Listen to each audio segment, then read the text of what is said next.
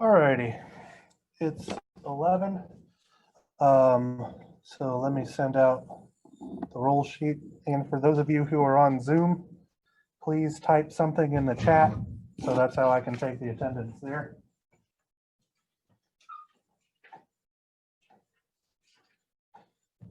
All right.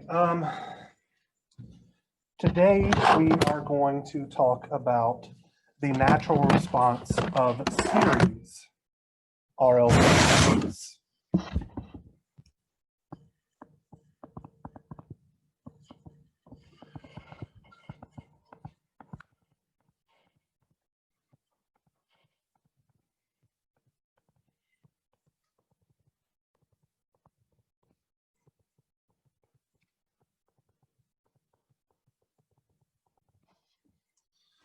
So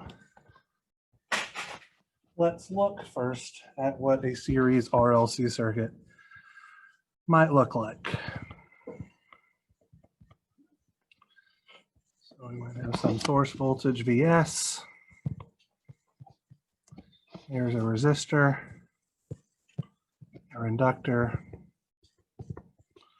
and our capacitor.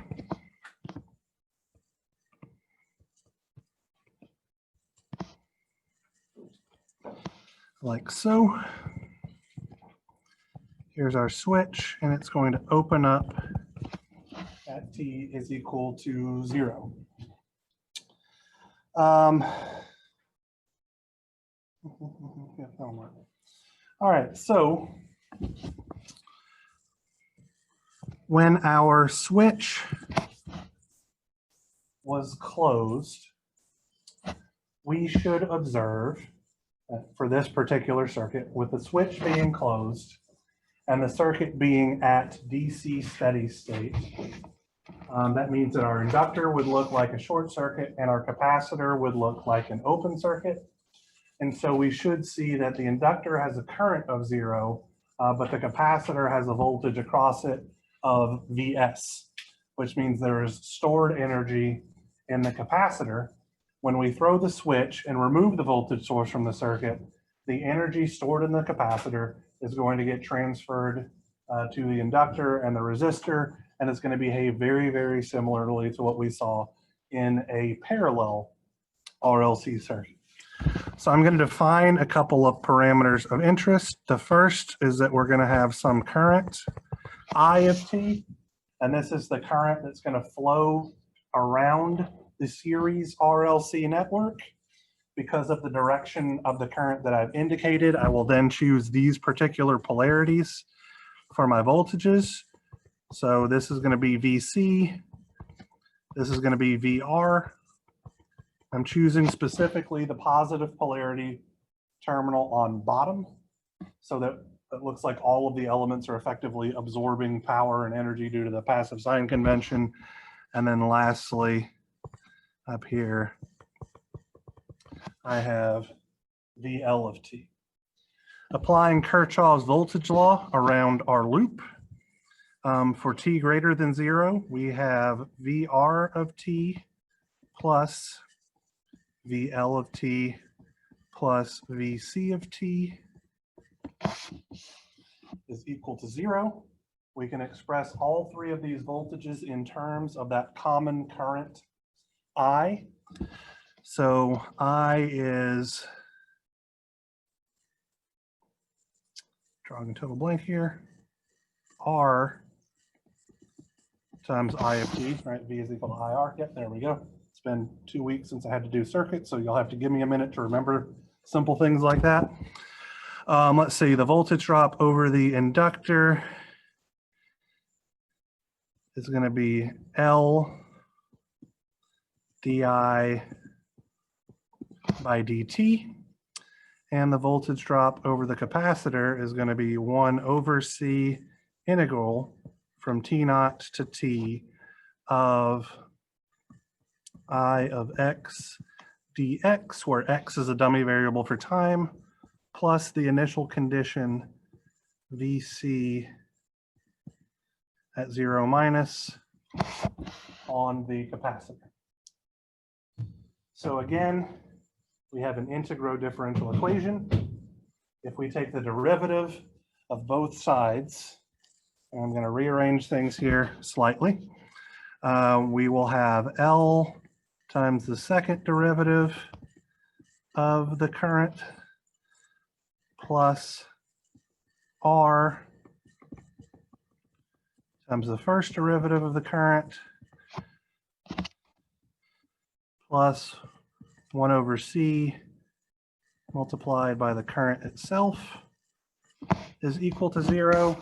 And now I'm going to divide everything by L, which gives me the second derivative of the current with respect to time plus R divided by L times the first derivative of the current with respect to time plus 1 over LC times the current with respect to time. Using the same guess, so I'm going to guess that I of t will be of the form AE to the ST, just like I did in our parallel RL circuit. This gives me, when I substitute it in, S squared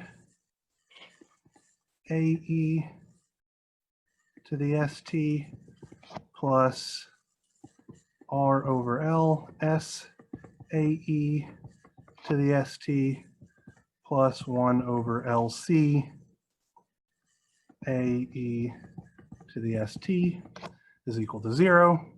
Factoring out common terms, I have A times S squared plus R over L times S plus 1 over LC E to the ST is equal to 0.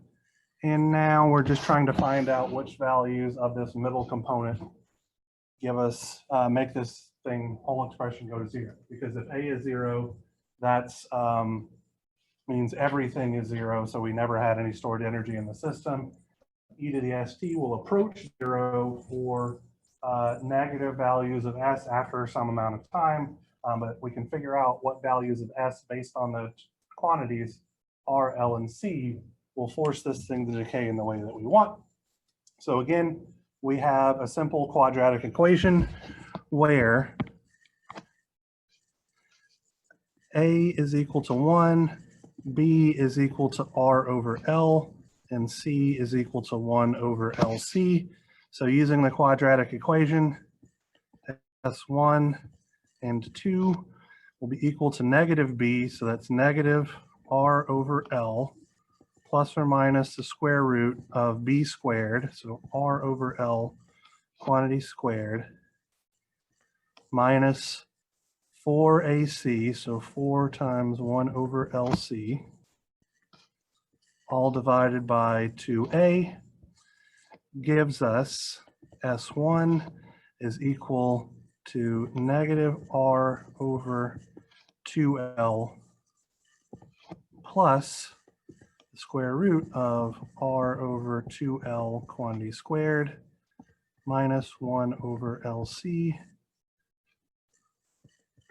square root of this guy squared is equal to negative alpha plus the square root of alpha squared minus omega naught squared. Put it in the same form as we did with our parallel RLC circuits. And we have S2 is equal to negative R over 2L minus the square root of R over 2L quantity squared minus the square root of 1 over LC quantity squared, which is equal to negative alpha minus the square root of alpha squared minus omega naught squared, where alpha is equal to R over 2L and omega naught is equal to square root of 1 over LC.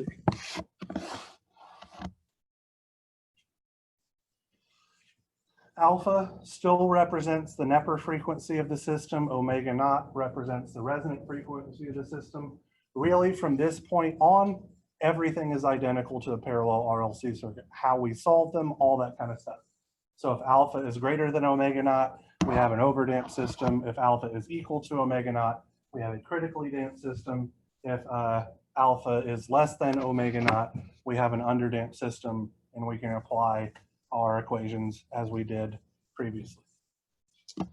So at this point, really the only difference between a parallel RLC circuit and a series RLC circuit is that the alpha values are slightly different. For a parallel RLC circuit, alpha is equal to 1 over 2 RC. In a parallel RLC circuit, alpha is equal to R over 2L. Past that, we proceed in the exact same way. So any questions before we jump on to an example problem or two? We finished the hard part of the lecture in 10 minutes because it's practically identical to what we did previously. All right.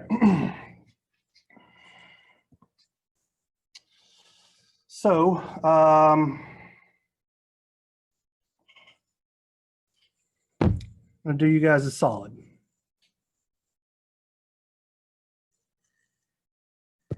I'm going to pop onto WebWork real quick. Not WebWork.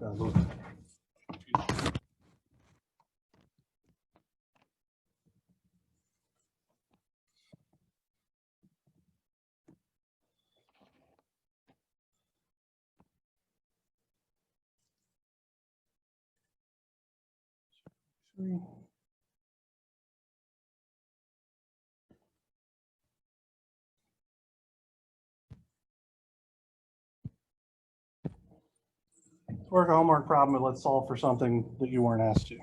So we'll have all the steps in the way. And let's not do that one because I think that one is a critically damped, and we worked a critically damped problem the other day. So let's take a look at this guy. So in the circuit shown below, the switch has been closed at position. That doesn't make sense. I'll have to change that. The switch is closed for a long time before opening at t is equal to 0. That's what I get for copying and pasting things. We have those specific values. We're going to calculate alpha and omega naught to determine whether it's critically damped, underdamped, or overdamped. Analyze the circuit at t is equal to 0 minus, analyze it at t is equal to 0 plus. And then it asks us to determine an expression for I of t and the resistor voltage. So instead of that, let's do VC of t and I of t. VC of t and I of t. All right. Let me draw this guy.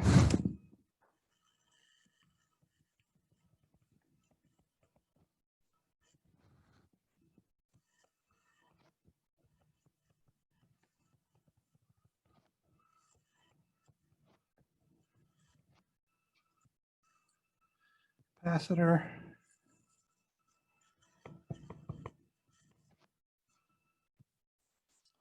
Inductor resistor.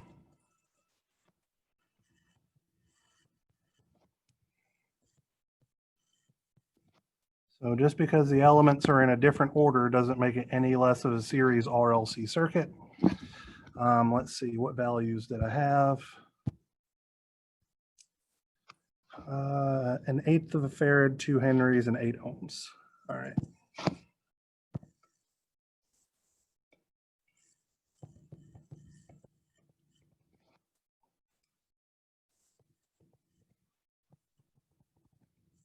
We define I of t, VR, which we're not concerning ourselves with, VL, which we're not trying to solve for, but we're going to wind up needing potentially, and let's see. All right, and our goal, just to be clear,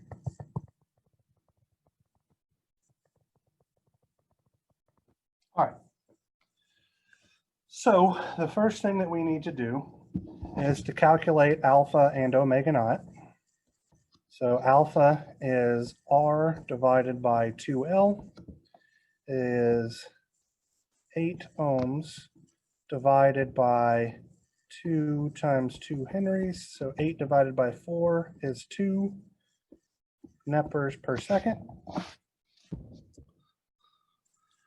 Omega naught is the square root of 1 over LC.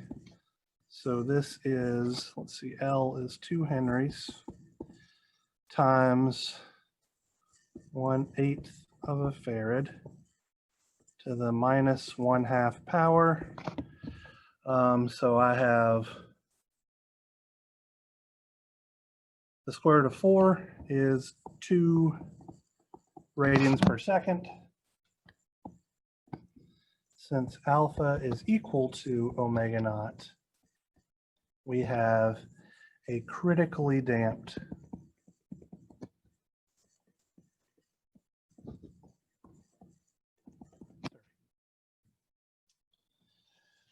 All right, so now we will analyze the circuit at t is equal to 0 minus.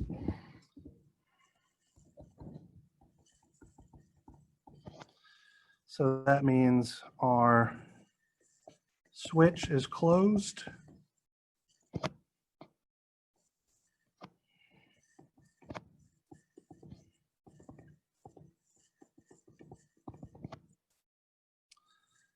Our capacitor is replaced with an open circuit. Our inductor is replaced with a short circuit.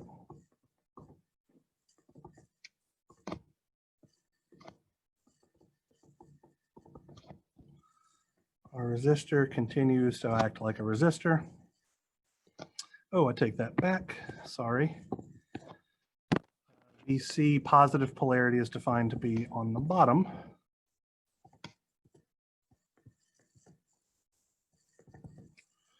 And here is an 8 ohm resistor. All right, so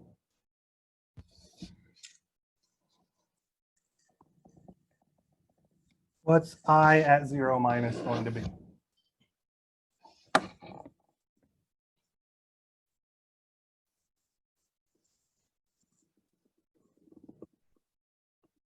So VR over 8, okay, that's fair. What's VR?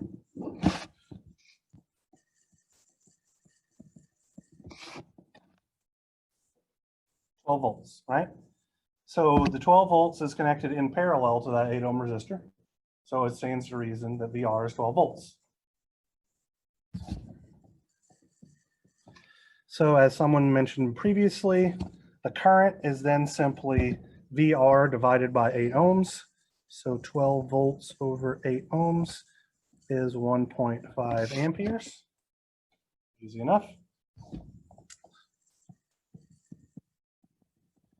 What is the voltage drop over our inductor? 0, because it's being represented by a short circuit in DC steady state. So that is 0 volts. And let's see, lastly, we have VC at 0 minus. What's that going to be? Pardon? Negative 12 volts, because it has the opposite polarity as the voltage source. So there's our circuit analysis at t is equal to 0 minus. Easy peasy lemon squeezy. At t is equal to 0 plus, our 12 volt source becomes disconnected from the rest of our circuit. Then we have, let's see, so we have our voltage VC. We're going to represent that as a voltage source, positive polarity on bottom, negative polarity on top. It has a value of negative 12 volts. Our inductor, we're going to represent with a current source directed to the right. So it's in the same direction as I is defined. And it will have a value of 1.5 amps. And lastly, we have our resistor. It's an 8 ohm resistor. Here is plus, minus, VR at 0 plus, VC at 0 plus, VL at 0 plus. So right off the bat, we know that I at 0 plus has to equal I at 0 minus, or 1.5 amps, because I represents the inductor current, and the inductor current cannot change abruptly. Right? Similarly, down here, we know that VC at 0 plus has to be the same as VC at 0 minus is negative 12 volts, because the capacitor voltage also cannot change abruptly. And we're just looking at this guy on the instant before and after the switch change states. So what's going to happen with VR and what is VL at t is equal to 0 plus? Anybody got any idea about either of those guys?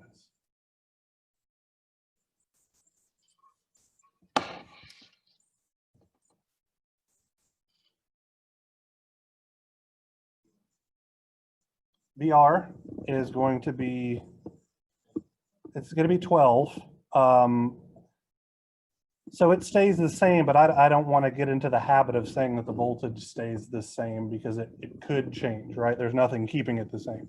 But we have 1.5 amps flowing into the positive polarity terminal, which means the voltage is simply 1.5 amps times 8 ohms is 12 volts.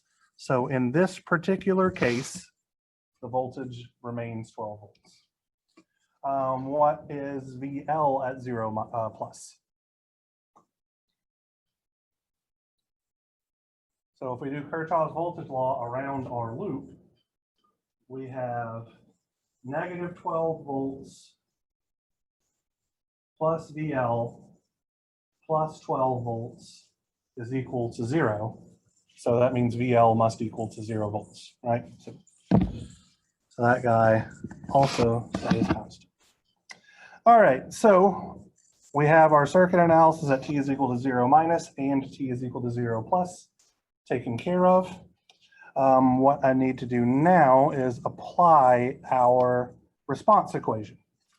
So because, get my table out, because our circuit is critically damped, that means that VC of t will be of the form A1 t e to the minus alpha t plus A2 e to the minus alpha t. At t is equal to 0 plus, what does this reduce to? So at t is equal to 0 plus, what happens to our whole first term, that A1 t e to the negative alpha t? If we substitute in t is equal to 0. It's 0, right?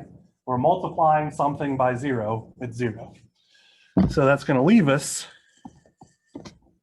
with our coefficient A2 multiplied by e to the negative alpha times 0, e to the negative 0 is 1. So that tells us specifically that A2 is equal to VC at 0 plus, which is negative 12 volts. So we have already determined one of our two coefficients. Fairly straightforward, right? Our inductor current, or excuse me, so the inductor current is the exact same thing as the capacitor current in this case. So using the derivative base relationship between the capacitor current and capacitor voltage, we know that I of t is equal to C dV by dt, which is going to give us C multiplied by negative alpha A1 t e to the minus alpha t plus A1 minus alpha A2 e to the minus alpha t, using the table that I provided to you guys. It's available online if you lost your sheet or whatever. So that's just simply taking the derivative. I've just done all the work and combined like terms together for you. So at t is equal to 0 plus, what does this reduce to? Well, C is going to stay. The whole first term, negative alpha A1 t e to the negative alpha t, That goes away because again, we're multiplying by t where t is equal to 0, so that's gone. So we're going to have a1 minus alpha a2, and then e to the 0 is 1. So c times a1 minus alpha a2 will be equal to, let's see, I is 1.5 amps. So C, which is 125 millifarads times A1 minus alpha, which is 2 per second, A2, negative 12 volts, is equal to 1.5 amps. This is going to give us, let me do this here, A1 is equal to, where did I put my calculator? Here we go.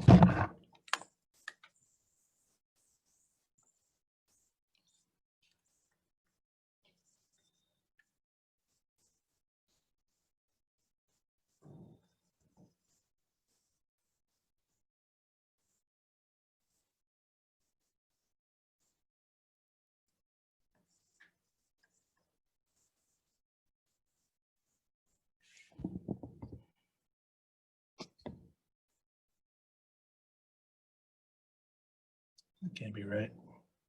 I'm getting negative 12. Let me.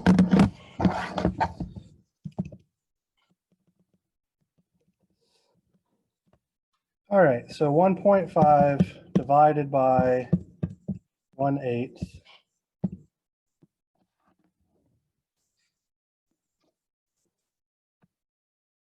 plus 2 times negative 12. Nope, it is negative 12. And the units on this guy are going to be volts per second. Now, if we expand it out, the capacitance, so a farad is a volt second per ampere. It would work out that way. And A1, we can see intuitively, has to have value units of volts per second because it's multiplied by time, which is measured in seconds, and we're looking for voltage. So you can either do the dimensional analysis or you can look at it and say the units of it have to be this. Either way floats my boat. So from this, we know that VC of t is negative 12 t e to the minus 2t minus 12 e to the minus 2t volts for t greater than 0. Just putting in A1 and A2 here. How would we go about finding out what I of t is? Well, now that we know what A1 and A2 are, the first coefficient is simply going to be C. So 1/8 times negative 2 is negative 1/4 times A1. So negative 1/4 of negative 12 is positive 3.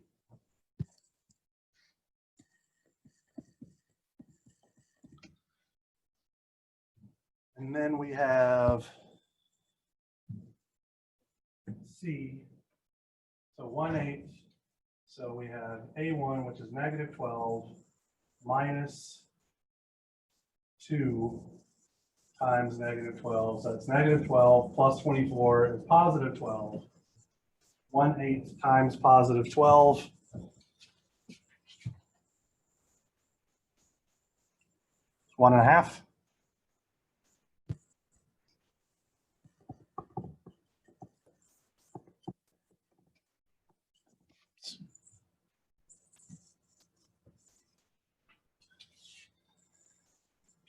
With what I asked you for in the homework problem, so let's go back over there and look at it real quick.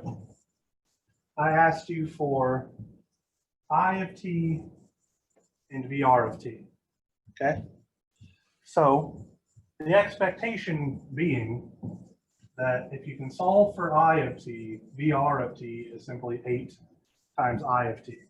So how can we solve for I of t in a different way to work this problem and check our answer?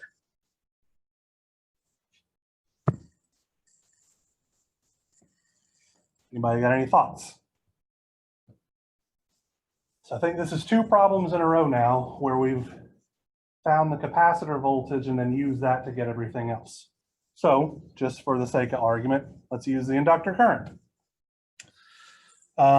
Alpha and omega naught have not changed remotely, okay? So we know what they are. We know that the circuit is critically damped. We have done all of the analysis. We have all of the pieces that we need.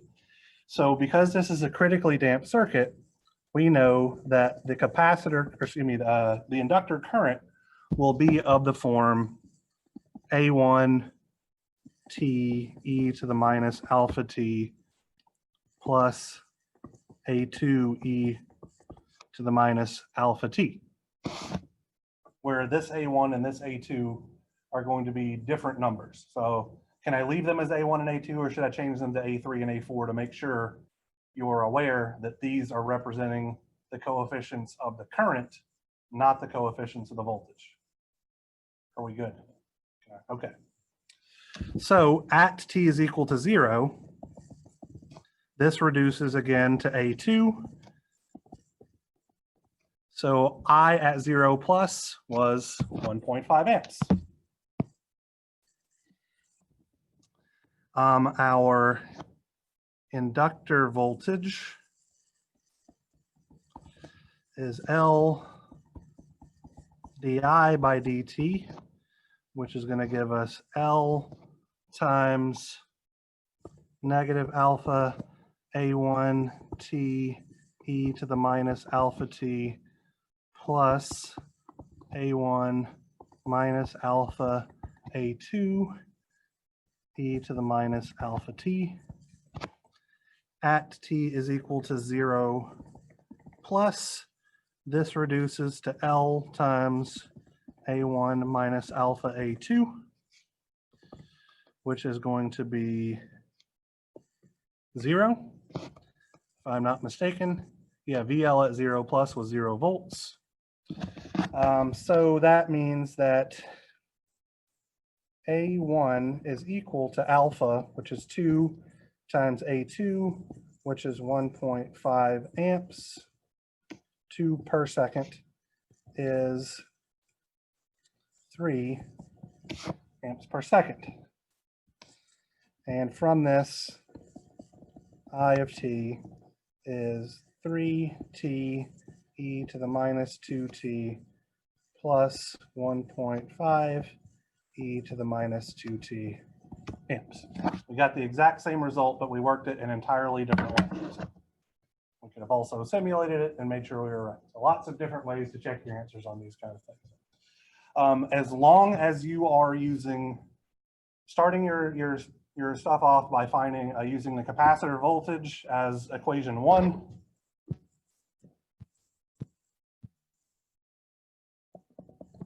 And then the capacitor current as equation 2, or the inductor current as equation 1, and then the inductor voltage as equation 2 to set up your system, you're good to go. Don't do it the other way around, because you'll wind up with integrals that are going to be ugly and you don't want to have to deal with them. And don't do it with resistors, because the resistors don't have,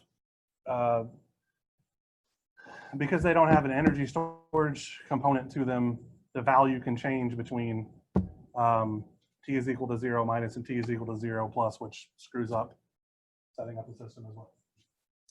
All right, so any question about this problem effectively worked kind of 2 ways. Fairly straightforward, right?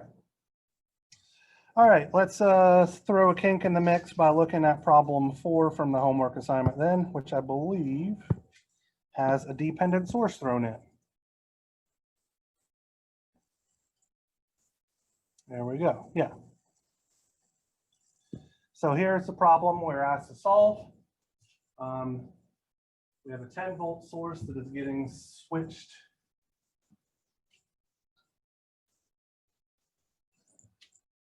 What was that position A? Yeah. Okay, so the 10-volt source is getting switched out of the circuit effectively. at T is equal to 0. We have a couple of resistors, a dependent voltage source, a capacitor, and an inductor. So I guess the first thing we really need to understand here is how and or why is this a series RLC circuit? Seems like a reasonable question, right? When this switch changes from position being closed at A to being closed at B, what does that do to these two resistors?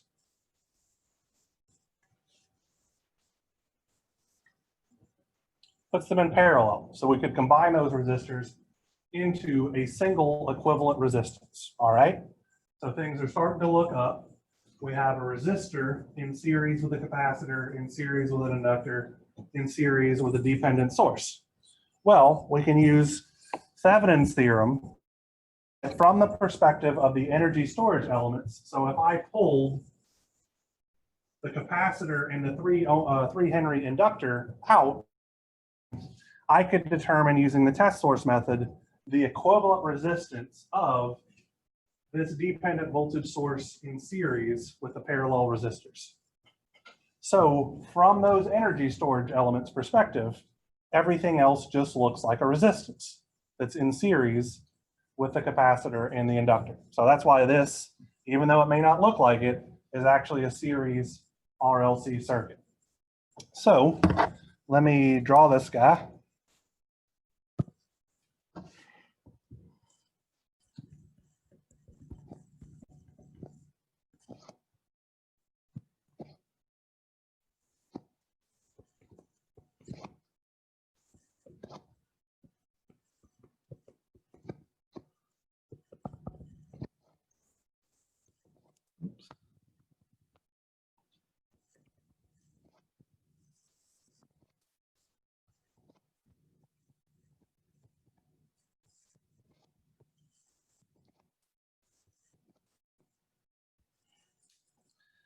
Capacitor.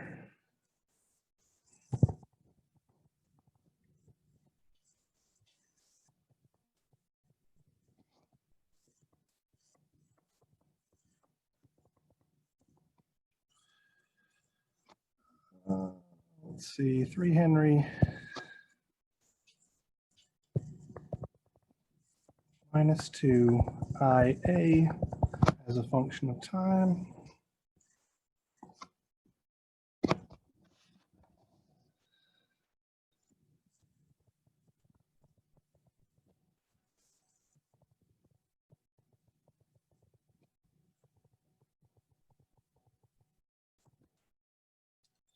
IA, I think, is the current going up, no, down, 3 ohm.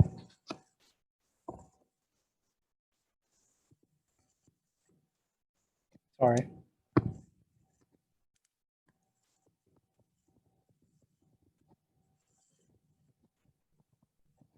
So I have VR drawn in that circuit as a voltage drop specifically over the 3 ohm resistor.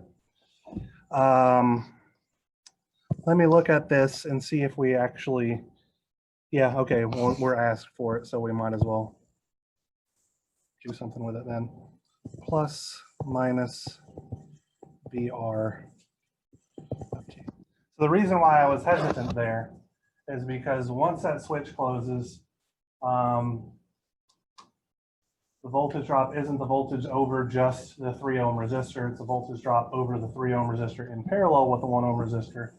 And from the perspective of the capacitor and the inductor, VR doesn't represent the voltage over the total voltage drop anyway, unless the equivalent resistance happens to be 3 ohms, which I sincerely doubt it is.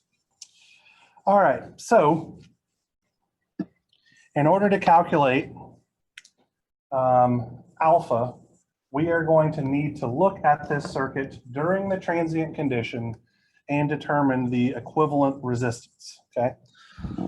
So during the transient condition, this guy is going to look like this. So we have a 1 ohm resistor in parallel with the 3 ohm resistor.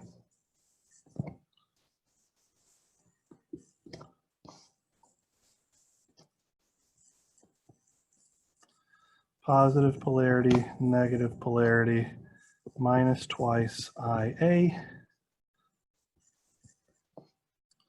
Here's 1 ohm, here's 3 ohms. This is IA. So during the transient condition, the switch has closed, putting a 1 ohm resistor and a 3 ohm resistor in parallel. We're looking at it from the perspective of the capacitor and the inductor in series, which means we've taken those elements out. We're now just trying to find the Thevenin equivalent. Since this is a independent source-free circuit, that means we are going to need to apply the test source method in order to determine what's going on here. So my first question to you guys is, do we want to use a test voltage source or a test current source? Voltage, okay. Positive polarity on top or bottom? All right.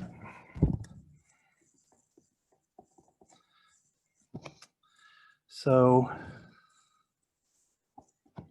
this is our current I test. This is our voltage V test. And what voltage do you want to use? 1 volt. All right, let's keep it easy. So just to be clear here, we know that the equivalent resistance of this guy is going to be V test, which is 1 volt, divided by our measured current of I test. So that's going to give us the equivalent resistance of that network. All right. So how do you want to go about solving this thing?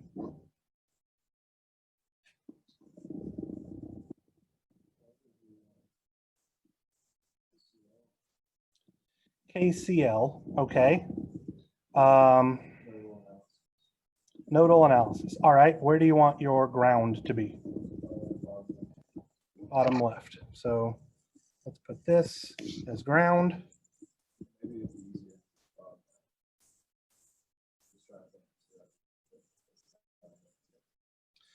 So if we put it there, we have a node here, which would be VA, and a node here, which would be VB.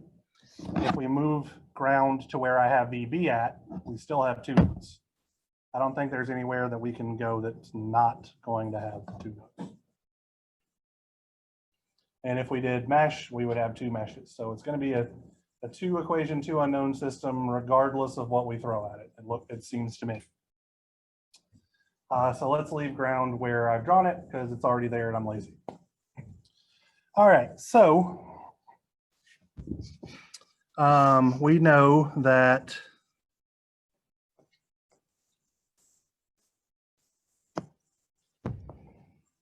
let's see, VA minus VB is equal to 1 volt. We're doing our voltage relationship equations for each of our voltage sources. And we also know that VB is equal to -2 times our current IA. Our current IA, we can see is simply VA divided by 3 ohms. Right? Anybody got any problems with any of that? All right, so that means that VB is equal to -2 VA over 3 ohms. So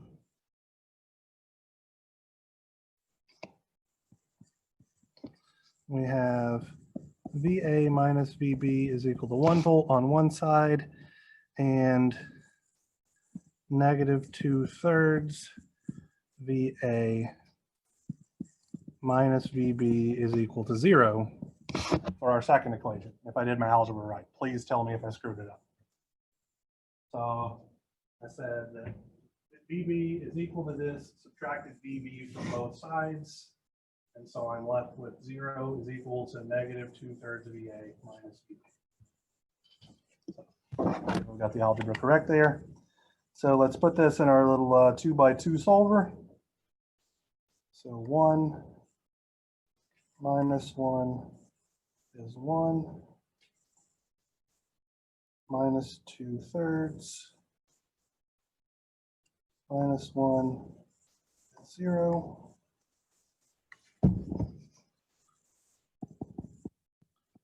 VA is equal to 0.6 volts. VB is equal to negative 0.4 volts. All right. Now how do I find I test?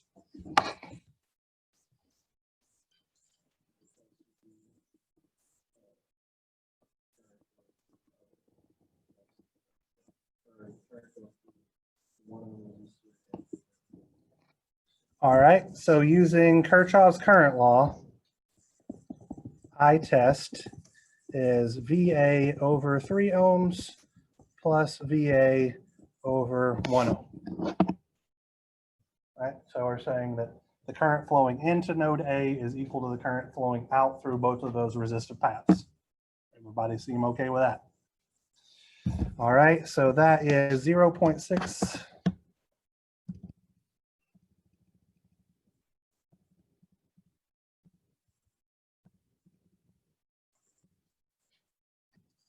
0.8 amps. 4/3 of 0.6. Yep, 0.8. All righty, and then from this we have 1 volt over 0.8 is 5 over 4 ohms, so 1.25 ohms. All righty. From this, alpha is equal to Req, 1.25 ohms, divided by twice L, where L was 3 henries.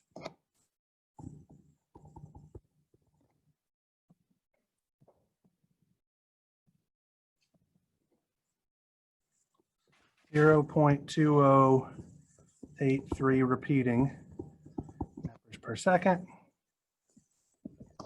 Omega naught is square root of 1 over LC. So L was 3 henries, C was 1 farad, is that right? Yeah.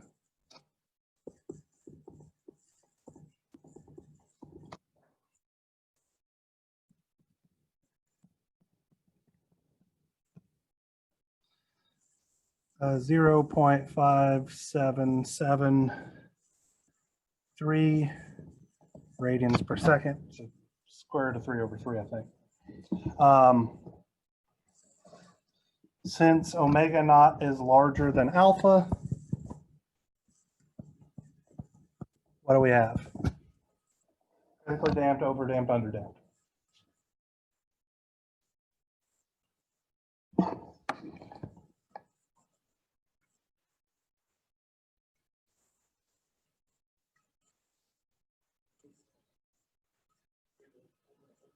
Underdamped.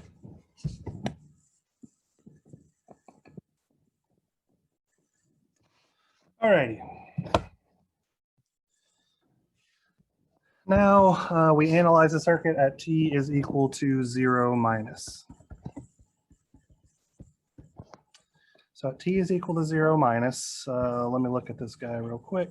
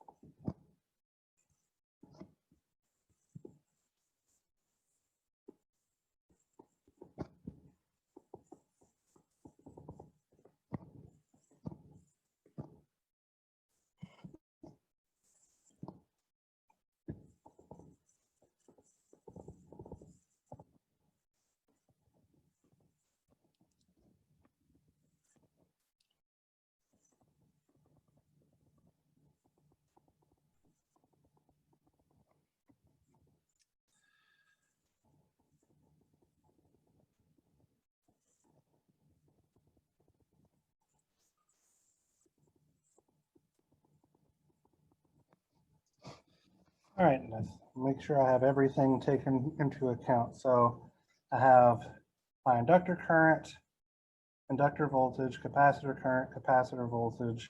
I've defined my voltage drop across my resistor. Let me double check that was positive polarity on top. Nope, positive polarity on bottom. Almost made a mistake. Current IA is directed down.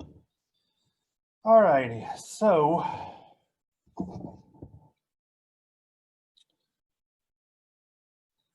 which of these multitude of quantities can we solve for? So let's be explicit here. Let's figure out what IA at 0 minus is, what I at 0 minus is, what VR at 0 minus is, what VL at 0 minus is,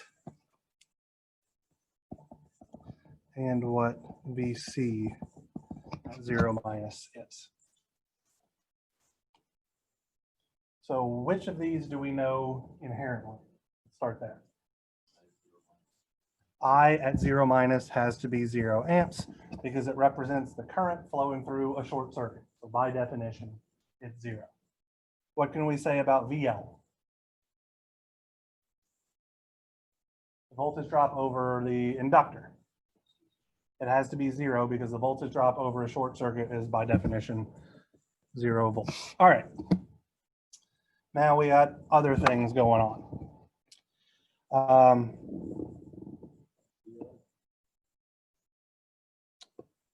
How?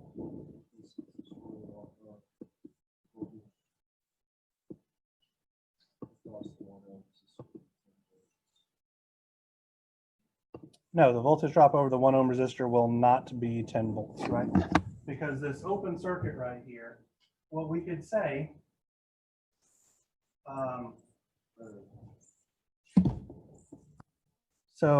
okay, so we could use voltage division, that's true. Another thing, all the current that's leaving that 10 volt source all flows around in this loop, so IA is going to be pretty easy to figure out as well. All right, so IA is 10 over 4 is 2.5, which means VR is negative 2.5 times 3 is negative 7.5 volts. So VC, that's the thing we got to figure out now. How are we going to go about doing that one? So if we did Kirchhoff's voltage law around the right-hand loop, what's the only voltage we don't know? VC, right? So we could have VR at 0 minus plus VL at 0 minus plus VC at 0 minus minus twice IA at 0 minus is equal to 0, which means VC at 0 minus is twice IA at 0 minus minus VR at 0 minus minus VL at 0 minus. If I did my algebra correct there. So twice IA is 5 volts. Minus negative 7.5 is plus 7.5 volts. Minus 0 is positive 12.5 volts. So the dependent source made our circuit analysis arguably a little bit more tricky, but nothing particularly wild or anything like that. We could still fall back on simple things like KCL, KVL, voltage division, Ohm's law, and we were able to determine everything. At t is equal to 0 plus, we are going to have, let's see,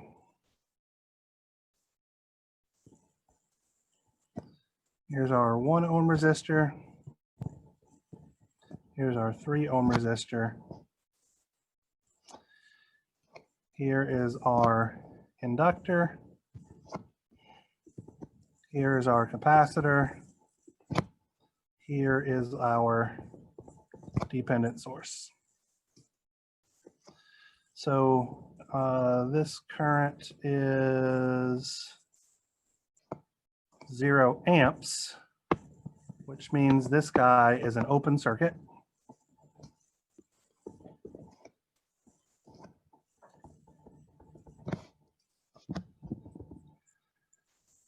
VC is 12.5 volts. This is still -2 IA at 0 plus. This is VL at 0 plus. This is VR at 0 plus. Here is IA at 0. So we need I at 0 plus is equal to I at 0 minus 0 amps. We need to figure out what that guy is. We need to figure out this guy. This guy. VC at 0 plus has to be the same as VC at 0 minus is 12.5 volts. All right. I think that's all my quantities. So, who wants to take a stab at any of these other guys?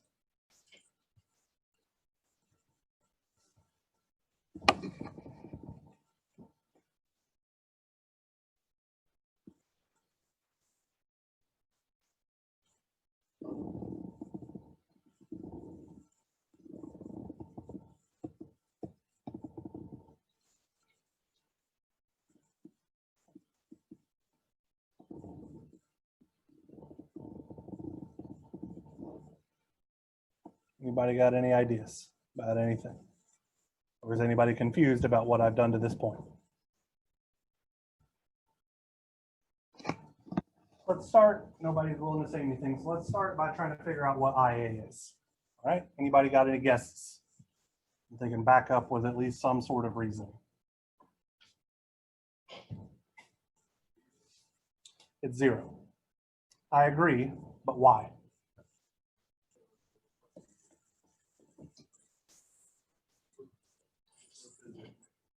All right, so there's no dependent sources. Well, I guess there is the 12.5 volt source is there. All right, here's how I figured out it's 0. If I do Kirchhoff's current law at this node, so I have this current flowing in, this current flowing out, and my known current of I at 0 plus flowing out. Both of those orange currents represent IA, right? So I have IA is equal to IA plus 0. Well, that just tells me that IA is equal to IA. All right. That doesn't help.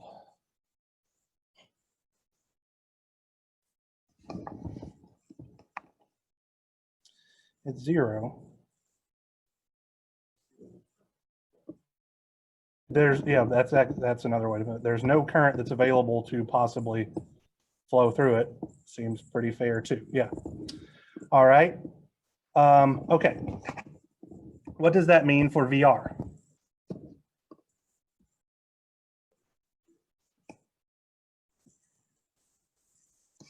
All right. What does that mean for VL?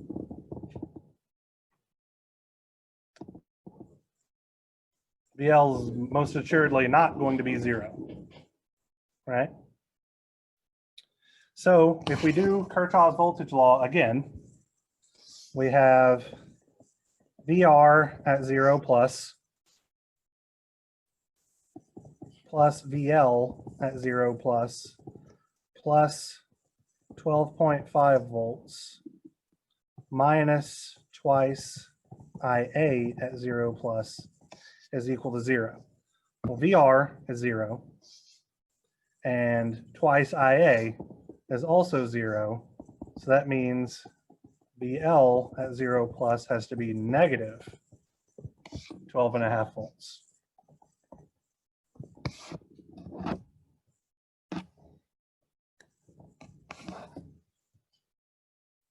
Seem reasonable? All right. So we've analyzed the circuit at t is equal to 0 minus and t is equal to 0 plus. Now we are ready to use our response equations and figure out what's happening in this guy. So our ultimate goal, let's look at the homework problem here real quick, because this is going to influence how we're going to do it. Okay. So our ultimate goal is to determine an expression for IA of t, valid for all t greater than 0 plus. IA of t is current flowing through a resistor, specifically the current flowing through the 3 ohm resistor. So the question I ask of you guys is, how can we relate that current IA to either our capacitor voltage VC of t or our inductor current I of t? Because those are the things, VC of t and I of t are the things that we can really solve for in a pretty straightforward manner. Anybody have any thoughts?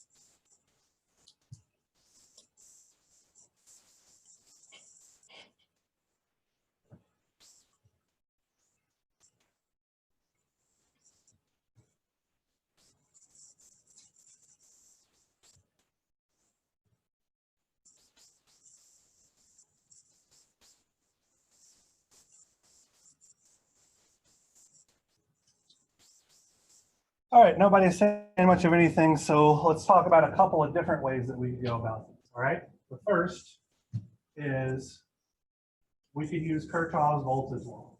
All right, for instance, we know that VR of t, which can be expressed as -3 IA of t, plus VC of t, plus VL of t, minus twice IA of t is equal to 0. Meaning, if we can figure out what VC is, and we can figure out what VL is, we can do a simple mathematical relationship to figure out what IA is by doing KVL around that loop. But that requires us to know both VC and VL, which in my opinion is annoying. So an alternative thought is this current I of t is the current flowing through the dependent source as well, and then it sees these 2 resistors in parallel.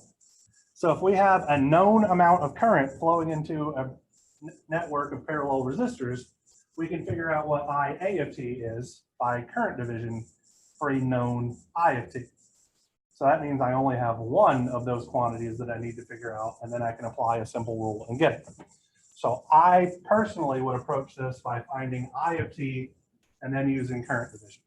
But you could find effectively all of the other voltages and then use KVL to get it as well. So I'm going to do the shorter route because we have 12 minutes to do it.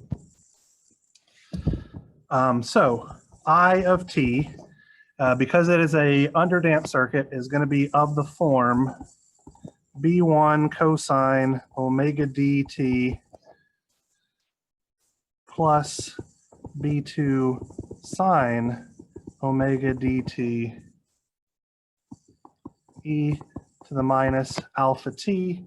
And just for the sake of argument, I'm going to solve for omega d up here right now, which is omega naught squared minus alpha squared, because we're going to need to use that in a second. So store that as y, store that as x. So the square root of y squared minus squared 0.5385 radians per second. All right, got that taken care of. I at t is equal to 0 plus is simply B1. All the because cosine of 0 is 1, and sine of 0 is 0, and e to the 0 is 1. So all we're left with is that. So let's see. B1 is equal to 0 amps. Then we know that VL of t is L di by dt is equal to L multiplied by omega d B2 minus alpha B1 cosine omega dt minus omega d B1 plus alpha B2 sine omega dt e to the minus alpha t. VL at t is equal to 0 plus. This becomes L times omega d B2 minus alpha B1 is equal to negative 12.5 volts. So let's see here. We know what B1 is. This whole thing goes to 0. So B2 is negative 12.5 volts divided by L, which was 3 henries, divided by omega D, which was 538.5 radians per second.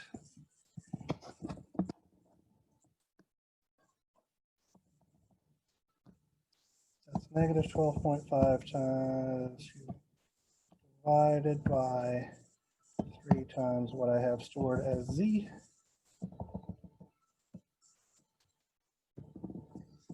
Negative 7.7382.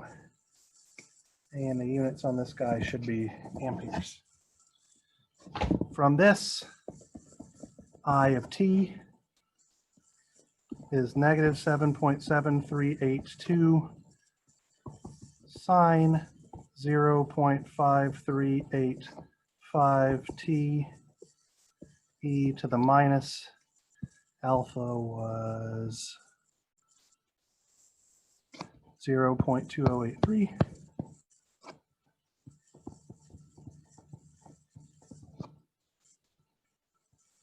Amps. And IA is, let's see, let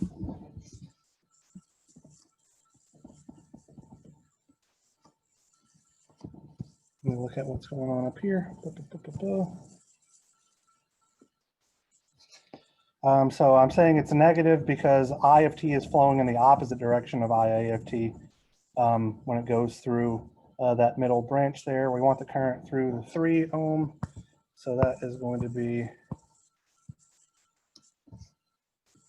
1 over 3 ohms over 1 ohm plus 1 over 3 ohms is the same thing as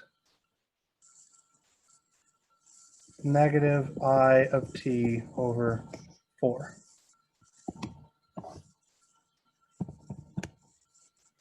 Negative positive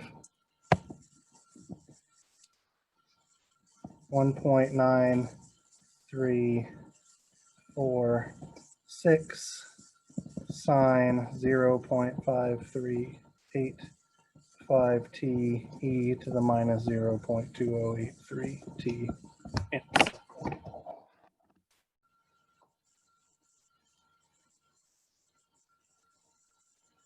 So even when you have a dependent source in there, once you figure out what the equivalent resistance is, everything proceeds just exactly as before. Nothing wild or crazy. The only extra thing we really had to do here was find a way to express IA of t in the easiest means possible from the different quantities that we can calculate. All right. So it took me six minutes. All right. Anybody have any questions about any of this? Because I went, I guess, a little faster than I needed to. Hopefully things are fairly straightforward. All right. So if I am not mistaken, there's one last op-amp. So there's an op-amp homework assignment that's due today at 5. There's another one that's due Thursday at 5 on cascaded op-amp circuits. I didn't get it up until a little bit into the break, so I just gave you guys a couple of extra days to get on it. Then the parallel RLC circuit stuff is due Saturday at 5. And the series RLC circuit stuff will be due exactly 1 week from today at 5. So I believe we are there. I may, so just to be clear here, on problems 2 and 3, it says the switch has been closed at position B for a long time before closing at A. I need to replace this with the switch was closed before opening. So I'll go ahead and do that, but I just want to make you guys aware of it so that if you somehow start working on it before I get it updated, you'll know what the hell I'm talking about. So, alrighty, unless anybody has anything else, I will see you guys on Wednesday. Actually, let me ask you guys a question real quick. So on Wednesday, we're going to be talking about the total response of parallel and series RLC circuits, which really doesn't do anything to what we've done except put a plus y at infinity term on either the capacitor voltage or the inductor current. So do you guys want to work more example problems on Wednesday, or do you want to move ahead to cover that and then get into general RLC circuits?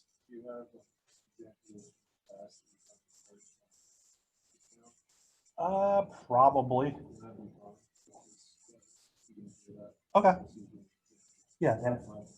All right. Or yeah. So the general RLC circuit stuff, it isn't particularly hard. It's just tedious. So like, what I mean by that, it's kind of like this problem where it takes a hot minute for you to figure out what alpha and omega naught are, but then once you have that, everything works. You know, all that kind of stuff works. So it's really just setting up the differential equations to get it in a place where you can do it. So I might work one example problem, which will take 10 to 15 minutes. That'll be different from the stuff on old videos, and then we'll get into general. And that might move us up a little bit, or yeah. All right, yeah, so I'll do an example problem that's different than what I currently have up, because all my old videos from the summer and the spring, I think, are also still up. So if you ever get, I don't know, wildly bored, you can look at 2 different quarters worth of circuits 3 or circuits 2 crap as well. If you choose to go spelunking in my YouTube channel.